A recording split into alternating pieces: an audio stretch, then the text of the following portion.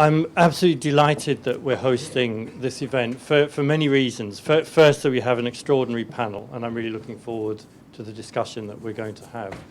But secondly, and actually more importantly, I think we're dealing with one of these issues that is really at the interface of approaches to foreign policy and security and development.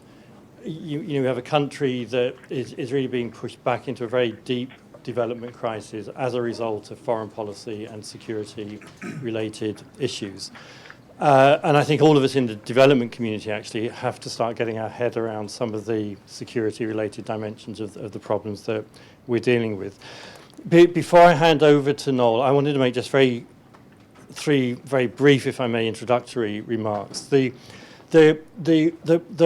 first one is that I think that there's something shockingly familiar about what we see unfolding in Yemen at the moment, which is to say that we have long-standing regional grievances, group-based grievances that are taking on new and very dangerous forms because of the way that they're now intersecting with regional approaches to foreign policy and security and international security issues. And I think, we see it very intensely in Yemen, but also in many other parts of the world.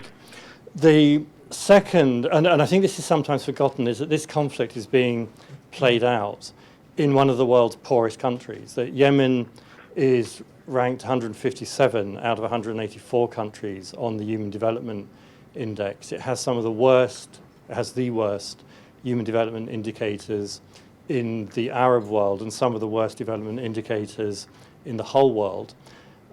We've seen major setbacks in the last 5 years in health, in education, and the comprehensive destruction of much of the country's infrastructure. And so there's a huge post-conflict financing issue and development issue that I think has to be addressed as part of any settlement.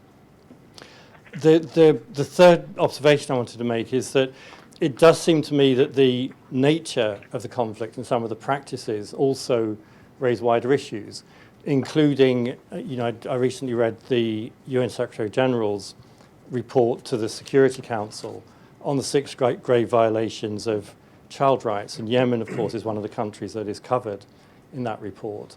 And, what it describes is the killing of hundreds of children as a result of indiscriminate bombing, the recruitment of children into armed groups, the destruction of schools, the destruction of health clinics. And I think there is globally actually a crisis of compliance with basic human rights provisions for the protection of civilians and children in armed conflict.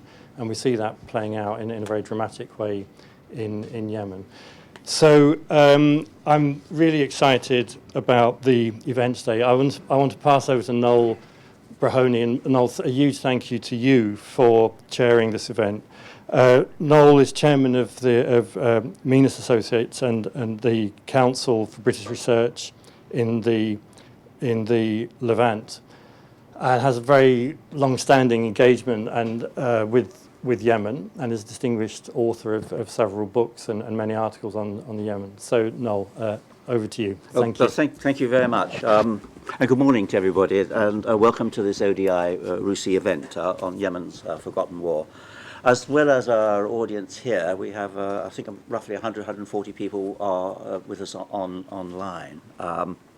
And for those online and beyond, you can join the conversation on Twitter using hashtag Yemen Crisis and the handle ODIDev. So I won't say more about myself. I began my sojourn in Yemen in the 1970s as a diplomat in the People's Democratic Republic of Yemen, which was the only Marxist regime in the region. I just stood down as chairman of the British Yemeni Society after five years. Today's discussion will be conversational in style, and there'll be a chance to pose questions to the panelists after a few opening remarks. If you're joining us online, please send your questions through at any point. I have an iPad here and I will be able to see the questions. The aim is to finish at around 10 45, and you're welcome to stay for coffee to continue the conversation if you wish.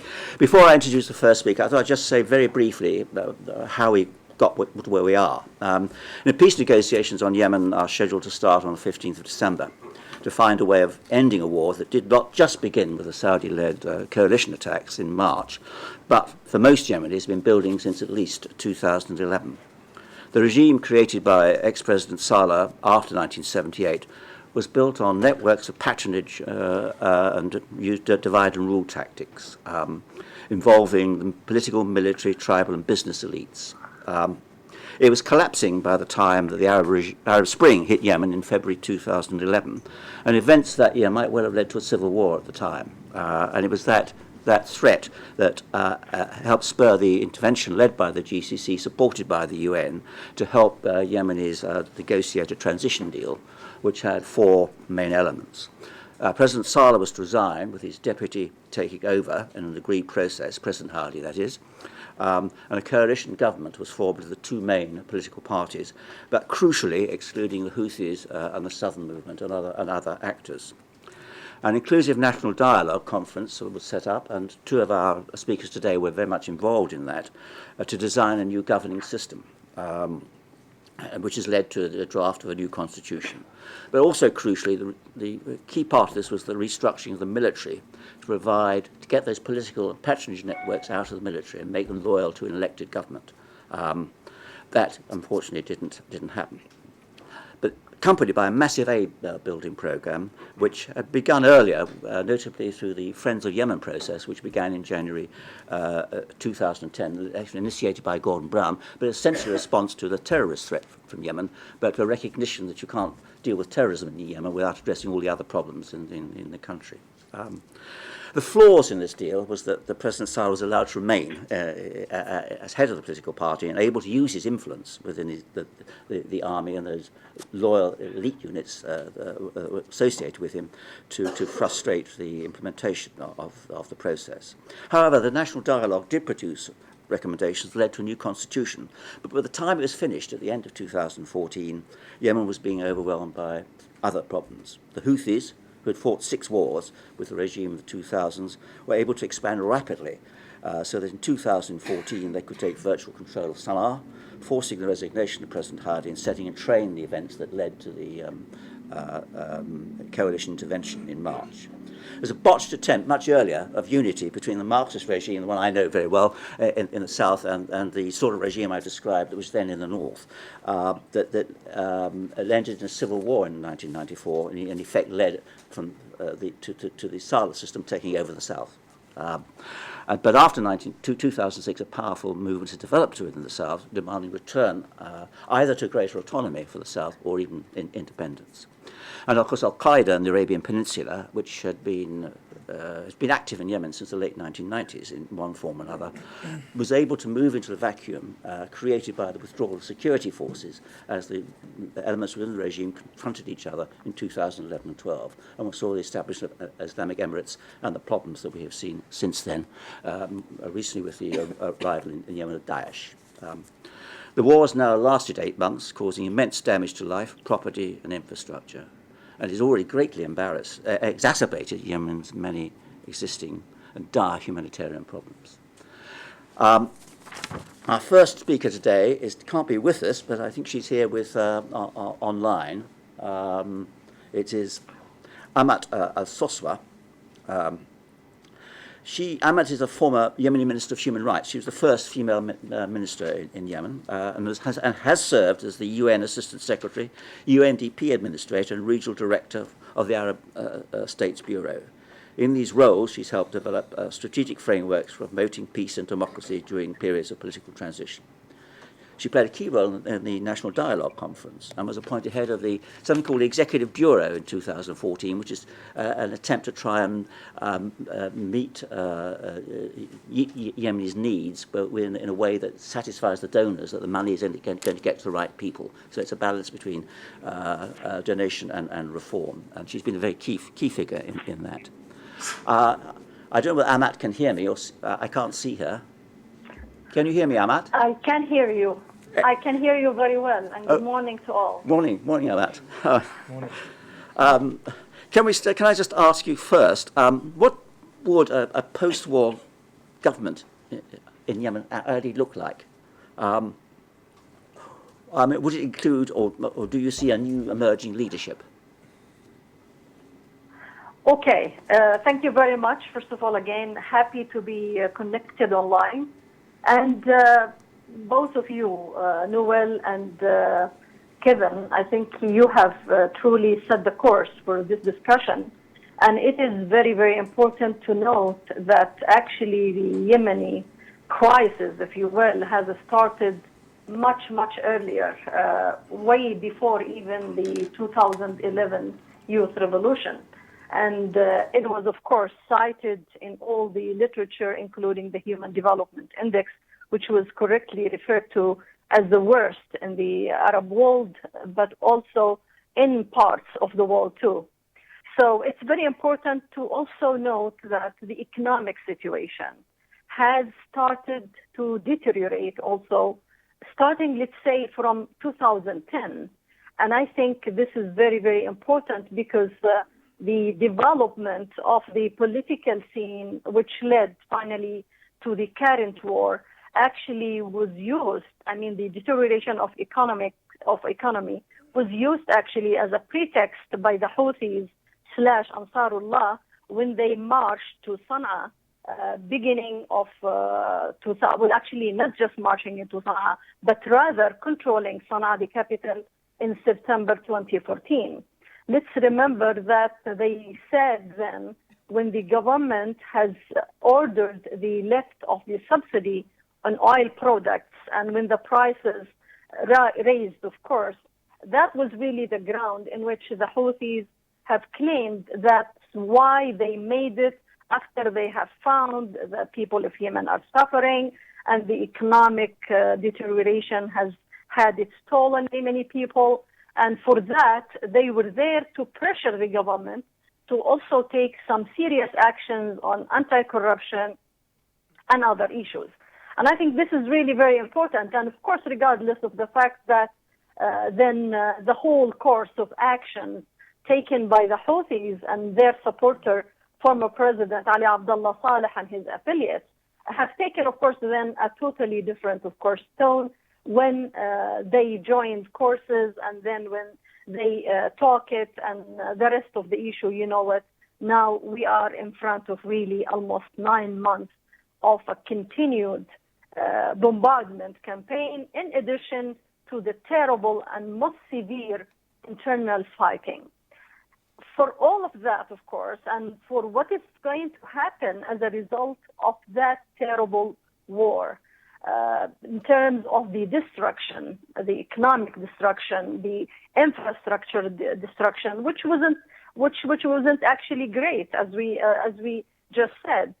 That is by itself will make the recovery, if it's going to happen, will make it very, very difficult to happen, even if you are going to guarantee that the continuation and the involvement of the GCC countries and the rest of the international partners, even if it is going to be well and speedy.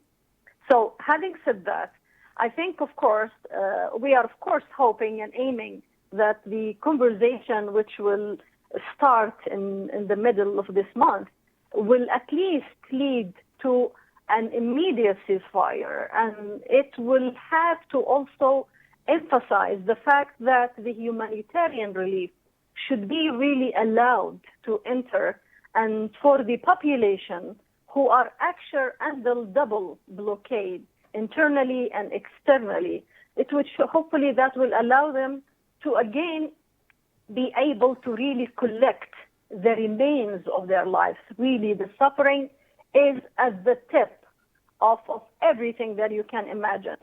So this is really the ground in which you would then have to think, how are you going to see any emerging, governance system which will come out of the current very difficult, almost chaotic situation as well in certain parts of the country, because it is not just going to, I think, and hopefully it's not going to only lead to just few days, a kind of, regaining the breath of the warriors, and then for them to come back and become, and do worse when it comes to the war. Rather, we hope that will set the course for a serious negotiations and peace talks.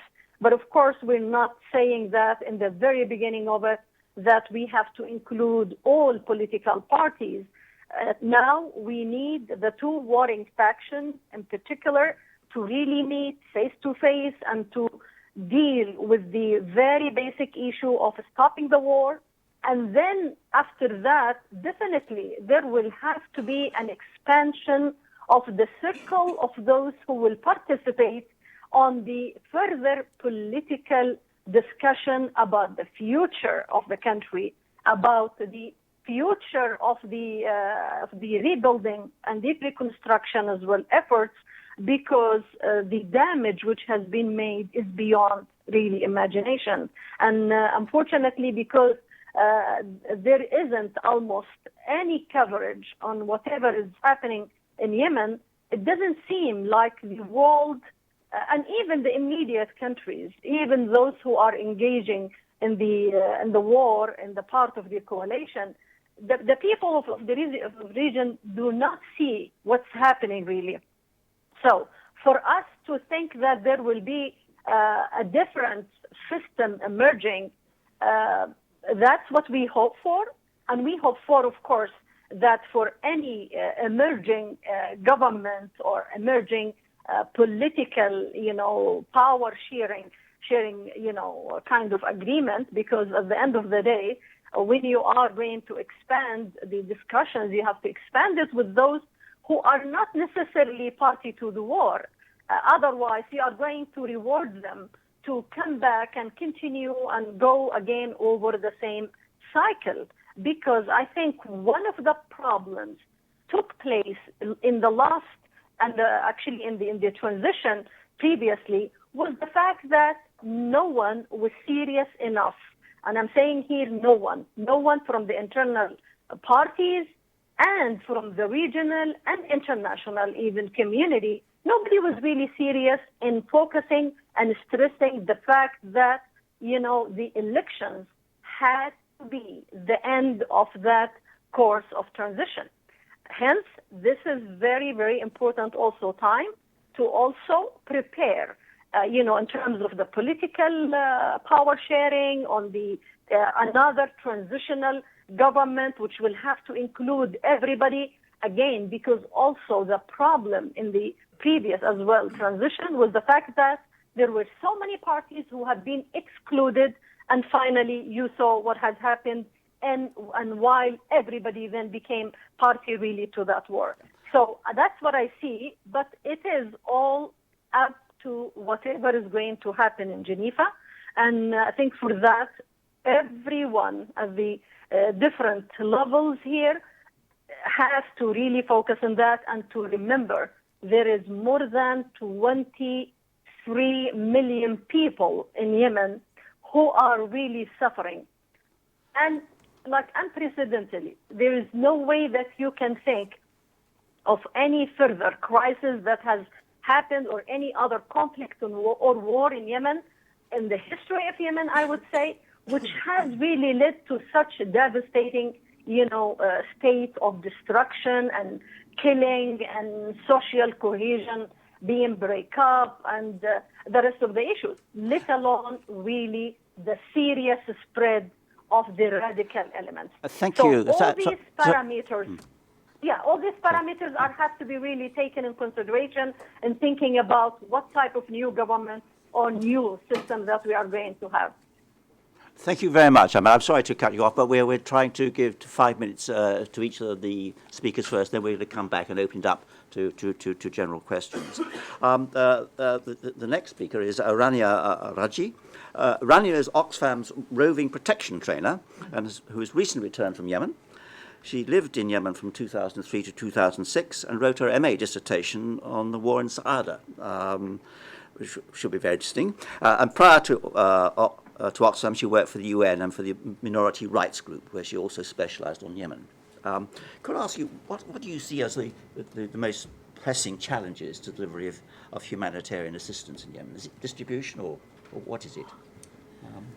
Sure. I mean, the humanitarian assistance in Yemen has been a big challenge. One, because let's clarify, let's go back to the beginning. Humanitarian assistance was not sufficient in a country which relies 90% on import for its food supply. So basically, even if there were humanitarians, but Yemen relied mostly on food imports.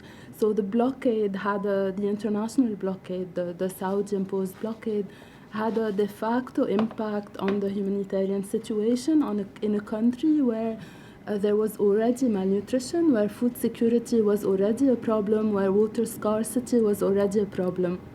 So we found ourselves without food entering, without fuel entering, and the humanitarian presence was not able to fill in that gap, knowing that themselves they suffered from the levels of restrictions.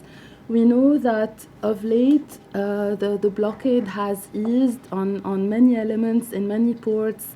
Food is able to enter, fuel to some extent. However, the situation was already made very vulnerable.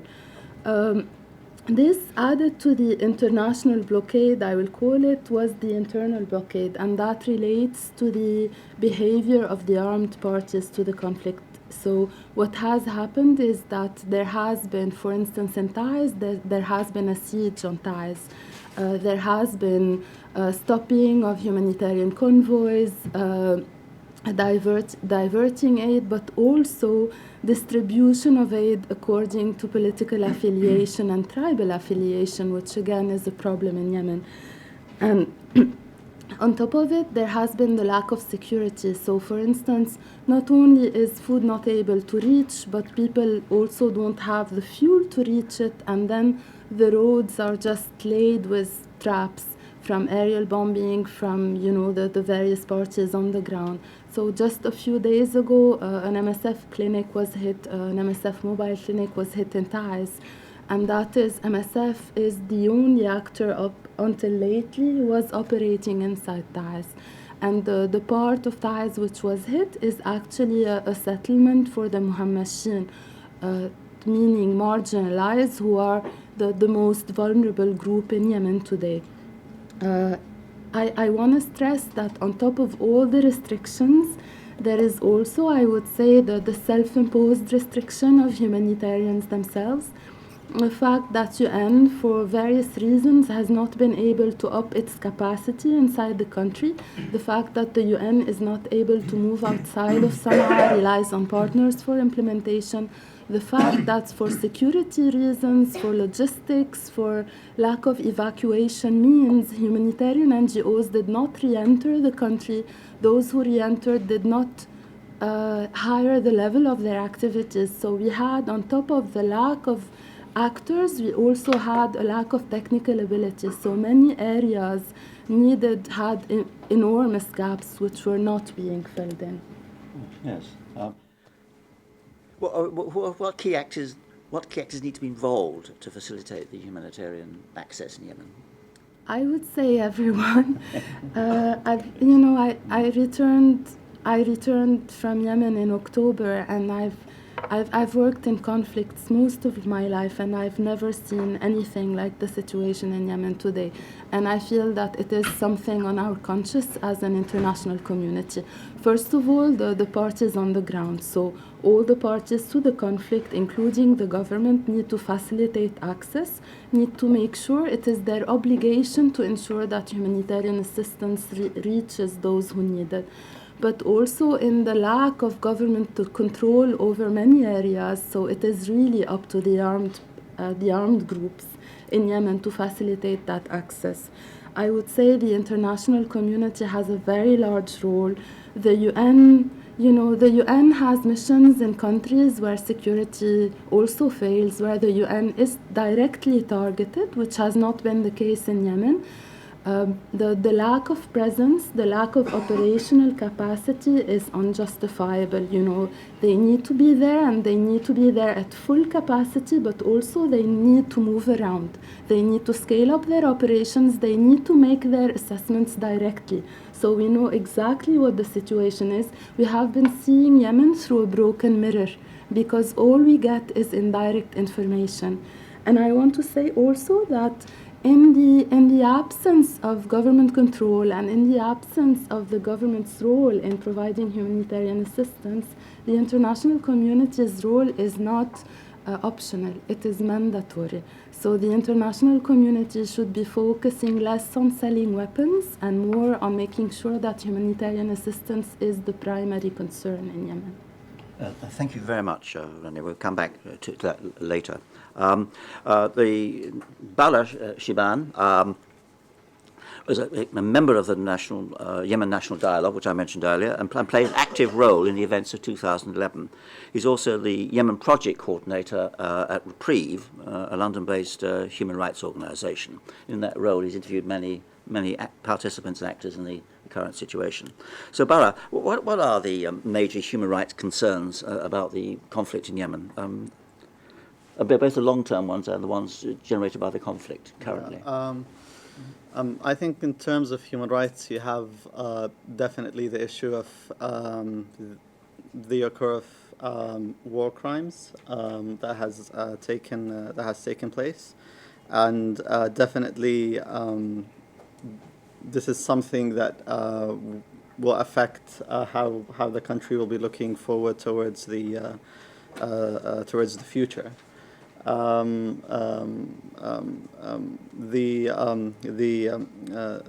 other human rights, I would say, issues is that in a state of war, usually the most vulnerable societies who were affected before the war, like the women, like the children, get most affected, and their voices basically get lost. And unfortunately, I think this will continue. This will continue to happen. And the issues that we raised during the national dialogue, like women's rights, like early child marriage, those are kind of forgotten now because simply there are massive violations. I'm talking about hundreds of people being killed. And if I'm not exaggerating, at least tens of people are being killed in the course maybe every day. So that definitely affects how the situation will be looking forward. We have also, I would say, mainly now we have the issue of Taz, specifically of Taz, because it's under siege. And when I mean under siege, this means the Houthis have prevented even water from coming into the city. Food have been stopped, and many humanitarian organizations have announced clearly that their convoys have been stopped. This also doesn't just affect it's not just a violation of human rights, but also it affects, I would say, the social fabric of the country. How does, as I said at the beginning, the much of the international agenda on Yemen was originally driven by counterterrorism. How do you actually balance those need to deal with a real terrorist threat from Yemen, not just, it's not just a local one. It is the Al Qaeda in Yemen has a global agenda as well. How do you balance that against the? Again, I would say don't focus on counterterrorism as the main driving agenda for your policy on Yemen. The core root problem of the problems of Yemen actually is an economical problem. Since 2011 and after 2011, the years that followed, the government faced serious economical challenges, but that wasn't addressed. Rather than the international community focused repeatedly on counterterrorism measures.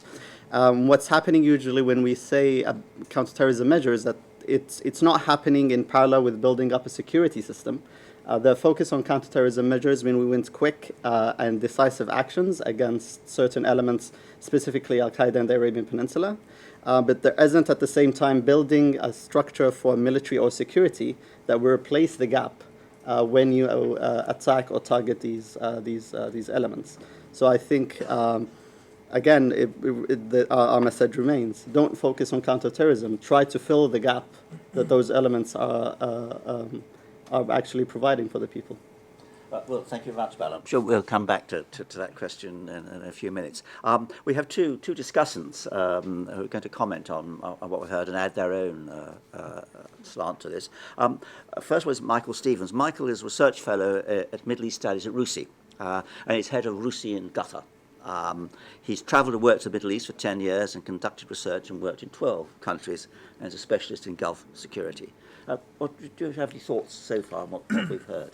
Yeah, obviously I come at it more as a security analyst than a development analyst, but what I would say is I think I completely agree with Barra's point that I think from a Western point of view there's been far too much focus on counterterrorism as the primary driver of policy in Yemen. I think when you saw the instability begin to build through late 2014 and early 2015, the main worry in the West was, well, what will happen to Al-Qaeda, and not what is happening to the people of Yemen.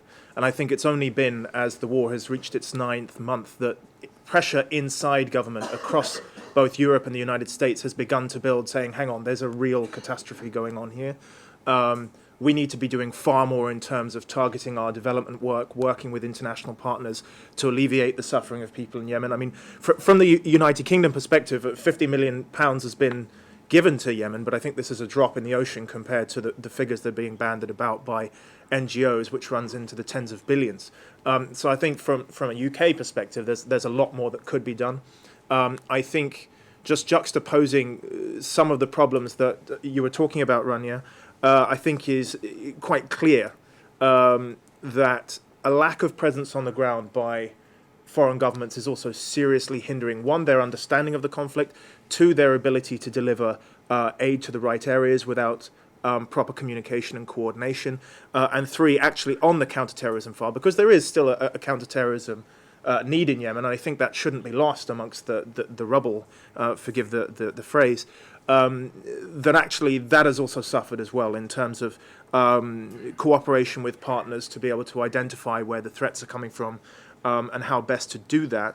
I think this is a difficult position because if you look at the situation in Aden, where the GCC-led, Saudi-led coalition secured the area, I think it was a little bit too much of celebrating too soon. I think it was seen as a great victory after Golden Arrow that the Houthis were pushed out of Aden, but if we look at stability in the city there now, we see a rapid increase in crime and disorder, we see targeted assassinations, we see a general lack of security, which if you're going to do development work as a foreign government, it doesn't bode very well, that if this is the shape of a secured area, it doesn't look very secure at all. And I think that ultimately the problem here is that Yemenis will suffer because the aid just simply can't come in. Yes, thank you. I very much agree with that, what's happening in Aden, but I think that there certainly has been some moves in the last 2 or 3 days which look as though, finally, something's going to be done about it, I hope. Could I ask our next discussant, Shireen Al-Trabulsi. Shireen is a research fellow at the Humanitarian Policy Group here at the ODI. She's more than 10 years' experience in running projects that link research to policy and practice within the MENA region and Africa. Her current interests are on state formation and ethnic identity. Would you like to comment on what we've heard so far? Yes. First of all, thank you very much for the speakers, and thanks for Amat in particular, because we really wanted her with us today, but unfortunately she could not make it because of visa issues. My comment, I'm going to cluster them into three crises that I think are happening in Yemen today, and very much related to what was mentioned so far. So I agree with Ahmed that Yemen's transition was not a serious transition. Okay, no one was serious when it came to 2011 and 2012 and what happened afterwards. No one was serious enough in taking Yemen's transition forward and making sure that stability is put into place. And in so many ways, that transition was, as is described, it was an elite pact, and it was very much tokenistic. And that reflects not only on Yemen as a crisis that we're witnessing today, but on the international community at large. and whether or not and how much honesty is there in terms of all the transition that have taken place after 2011 with the Arab Spring or the Arab uprisings or Arab unrest, whichever way you choose to describe what happened. I also agree with Rania that when we look at Yemen, we're looking at it through a very broken mirror. I don't think it's only broken. I think there is a deliberate engineering of that mirror to make us look in particular directions rather than others. And I think that this conversation and many others that are happening should start opening up new ways of looking at the crisis in Yemen, and also calling for accountability within the international community. Bara's comments, I also agree that the counterterrorism lens is no longer adequate. It's getting very redundant, and it's becoming the easy answer to all our problems. So if there is a crisis somewhere, then the easiest solution is to develop a counterterrorism lens, when the problems are really much deeper than that. So having skimmed through all of that, what are the three crises that I see in Yemen today? The first crisis is a crisis of trust, and we need to recognize that what is happening today will have very long-term repercussions. It is not about just a ceasefire or ending the war and ending the fighting on the ground. It's what happens afterwards. And look at the situation in Libya, look at the situation in Tunisia, look at Syria, Iraq. We have all of those experiences, and yet the international community does not learn. So the first crisis is that crisis of faith and a crisis of trust. And it's not only within the international stage, but also within the GCC. The GCC right now is party to the conflict. In the past, and if we remember what happened in 2012, it was the GCC that helped broker an agreement. The Yemenis, of course, took the lead on that, but it was still the GCC that brokered Yemen's transition. What is going to happen if the war ends? How is the GCC going to play a role in Yemen's future going forward now that destruction of trust has taken place is a question to be asked. The second crisis of trust is within the international community, and again, I will underscore it, because there has been a violation of international humanitarian law. When an entire city like Saada, with 50,000 inhabitants, is announced as a military target, and the international community does nothing about it, this is a clear violation of international humanitarian law. Where is accountability? And accountability not only on the Saudi side, but also on the part of the Houthis. The problem today is also the problem of information. We do not know what is happening on the ground. We do not know what kind of violations are taking place from both sides of the conflict. The USA, even though it's not party to the conflict, nevertheless, it is providing intelligence to Saudi Arabia and the Saudi coalition. And so we're looking at a very polarized picture. Whether we like it or not, it's very difficult to find a party that is not an active participant in the current conflict, which presents a very important question. Who is going to broker Yemen's transition going forward? The other crisis is a crisis of resources, and I think the economic recovery is a very important agenda that we need to start thinking about now, and not wait until when a political solution is found. What is going to happen to Yemen after in post-conflict? The entire infrastructure has been destroyed. Do we need something like a Marshall Plan for Yemen? Who is going to be putting it together? And Amat did underscore that time and time again in her talk, that the economic question is really important. With regards to the blockade that we're witnessing today, now the fact that the blockade is lessened and then it comes back and then it gets lessened all over again, the blockade must be lifted. And not only, humanitarians have requested and time again clamored that the economic blockade must be lifted once and for all, but it's not happening. What we know is that it gets lessened at certain points and then it comes back again. This is just it's not okay. And then the last crisis, I think, is the crisis of legitimacy that we're facing today. Hadi has lost a lot of his legitimacy. So even if the legitimate, between quotation marks, even if the legitimate government is put in place, it's not legitimate anymore. So what kind of transition are we looking at? And the last thing is the social fabric, the damage that has happened to Yemen's social fabric. The sectarian question has never been there in Yemen in the past, but now we're starting to see some of that emerge to the surface. What is going to happen to Yemen's social fabric going forward? So those are my comments. I'm sorry. Thank you very much. Plenty there for us to talk about. We're now going to take questions from the audience in the room, and for those online, please remember to send your questions in. There are 2 roving microphones. I'm going to take questions in groups of 3. If you could say who you are, and if you want a specific panel member to answer the question, please indicate that. Right, I've got one there, and right, one there. Okay.